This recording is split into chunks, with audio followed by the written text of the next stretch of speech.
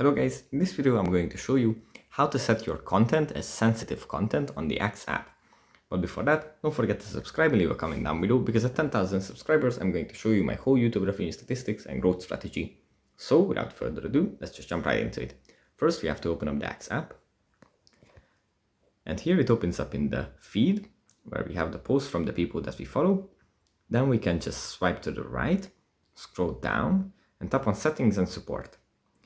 Under Settings and Support, we tap on Settings and Privacy. And here in this list, we scroll down a bit, find Privacy and Safety. We tap on this. And then under Your X Activity, we find Your Posts. We tap on this. And then here we have this little button, which we can tap, so we can mark the media that we post as containing material that may be sensitive. So if we consider that our posts are like this, we can just turn this on and it will be treated as such. So that's pretty much it for this video. Hope it was helpful. Guys, I'll see you in the next one.